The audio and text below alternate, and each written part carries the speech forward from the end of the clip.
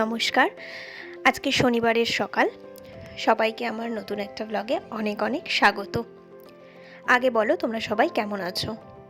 আজকে আমার মনটা একটু খারাপ। কেন খারাপ সেই গল্পটা তোমাদের সঙ্গে পরে শেয়ার করছি।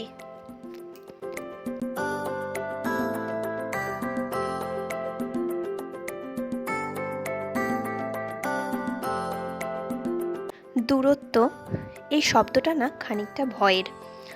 কিছু কিছু সম্পর্ককে যেমন দূরত্ব কাছে টেনে আনে, আবার কিছু কিছু সম্পর্কের মধ্যে অভিমানের ঘনত্ব বাড়িয়ে তুলে সম্পর্কের পতন ডেকে আনে।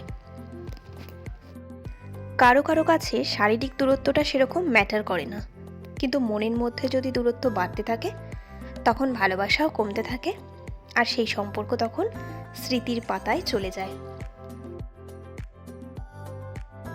কিছু কিছু মানুষ এই দূরত্বকে পছন্দই করেন না, তারা দূরত্বকে ভয় পায়।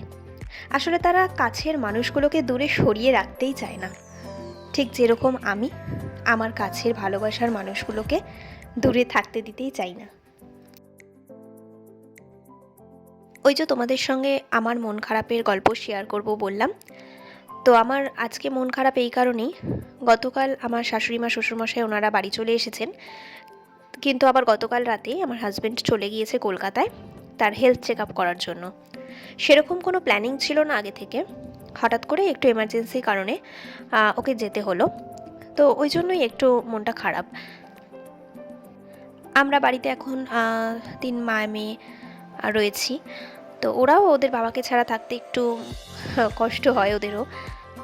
জানো তো, ও একা যেতে চায়নি কলকাতায়, বলছিল যে মাঝখানে শনি রোববার আছে, তো শনিবার তো হাফ ডেই হবে আর রোববার তো ছুটি আছে, তো দুদিনের জন্য চলো।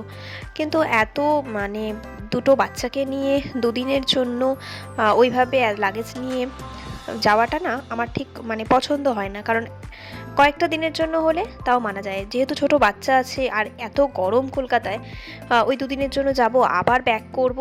আর সব থেকে বড় কথা, শনিবার হাফ ডে হলেও ওদের স্কুলে অ্যাটেন্ডেন্সটা এতটাই ম্যাটার করে, যার কারণে আমি কোথাও স্কুল অফ করে যেতে পারি না। এই যে বিয়েবাড়ি, সেখানে যে আমার শাশুড়ি মারা গেছিলেন, তো আমাদেরও যাওয়ার কথা ছিল, কিন্তু আমার যাওয়া হয়নি এই একমাত্র স্কুলের কারণে। কারণ প্রথমত পরের মাসে পরীক্ষা, এখন স্কুলে রীতিমতো দৌড়চ্ছে পড়াশুনো, আর তার ওপর ওদের অ্যাটেন্ডেন্স যেহেতু ভ্যারি করে, তার জন্য স্কুল অ্যাবসেন্ট করাই যায় না। আর আমিও স্কুল অ্যাবসেন্ট করতে চাইও না, যে কারণে আমার যাওয়া হয়নি আর কি। তো যাই হোক, এই যে আজকে তো শনিবার, তাই সকালবেলা একবার হালকা গ্যাস মুছে নিয়েছিল মা, তো আমি এখন যেহেতু রান্না করতে এসেছি, তো একেবারে আরেকবার একটু ভালো করে ভাবলাম ক্লিন করেই নিই। কারণ সকালবেলা রুটি হয়েছিল, তো যে কারণে একটু গ্যাসটা নোংরাও হয়েছে।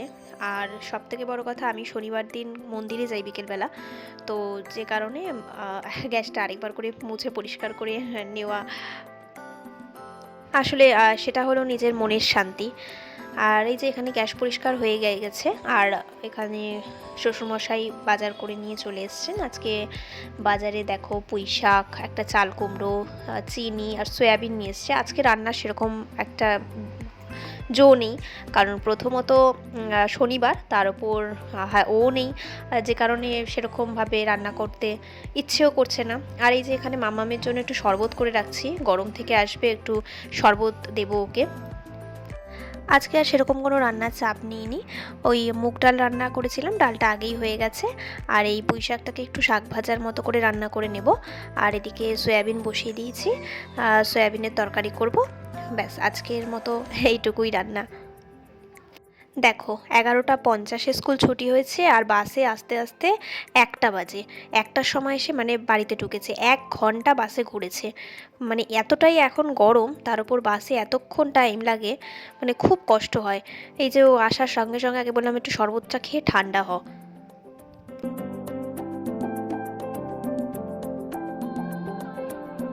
এখানে দেখো, দুপুরবেলা চলে এসেছিলাম কাপড় তুলতে, তো তারপর দেখলাম গাছগুলোর অবস্থা কাহিল। যতদিন বৃষ্টি ছিল ততদিন আমার এই কাজটা থেকে আমি একটু মুক্তি পেয়েছিলাম, এই যে গাছের জল দেওয়া, এটা হচ্ছে সবথেকে বড় কাজ। এখন এই কদিন ধরে এত রোদ উঠেছে, অল্প অল্প মাঝে মাঝে বৃষ্টি হচ্ছে, সেই জন্য আর গাছগুলোতে জল দিতে আসিনি। কিন্তু এসে দেখি ওই বৃষ্টিতে কোনো কাজই হয়নি, তাই জন্য আবার আজকে গাছগুলোতে জল দিয়ে দিলাম। আর তারপর প্রচণ্ড পেয়ে গিয়েছিল খিদে, তো একসাথে মা মেয়ের বসে পড়েছিলাম খেতে। অনেক দিন পর একসঙ্গে বসেছি, কারণ ওর সঙ্গে বসে খাওয়াই হয় না, কারণ ও স্কুলে থাকে। তো আজকে স্কুল থেকে চলে আসায় দুজন মিলে একসঙ্গে বসে খাচ্ছিলাম। আর এখানে ছোট রানী আমাদের পাঁপড় খাচ্ছিল আর আমাদেরকে কোম্পানি দিচ্ছিল। তো খাওয়া দাওয়া শেষ করে শুতে এখনও দেরি আছে, তো তাই ভাবলাম যে একটুখানি পড়াগুলো রিভাইজ দিয়ে নিই, কারণ অন্য দিন তো দুপুরবেলা পড়ার সুযোগ হয় না। তো আজকে যখন পেয়েছি তো একটুখানি জাস্ট রিভাইজ দিচ্ছিলাম।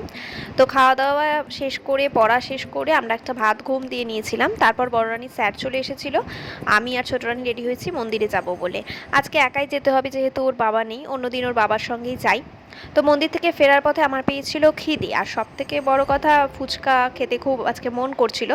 ওই রাস্তায় দাঁড়িয়ে ছোট রানীকে সামলে খাওয়াটা একটু চাপের ছিল বলে ভাবলাম বাড়িতে নিয়ে গিয়েই খাই। তো বাড়িতেই ফুচকা নিয়ে এসেছিলাম, বড় রানীও একটু খেতে পাবে তাহলে। যাই হোক, ততক্ষণ আমরা ফুচকাটা এনজয় করতে থাকি। আর এখানেই ব্লগটা আজকে শেষ করছি। আর তোমরা ততক্ষণ ভালো থাকো, সুস্থ থাকো, আর দেখা হবে আবার নতুন কোনো ব্লগে। আজকের জন্য টাটা। ও হ্যাঁ, ব্লগটা কেমন লাগলো সেটা কিন্তু জানাতে ভুলো না, আর অবশ্যই একটা লাইক করে যেও। আর অবশ্যই তোমরা সবাই আমার পাশে থেকো। আজকের মতো বিদায়, দেখা হবে আবার নতুন কোনো ব্লগে। টাটা।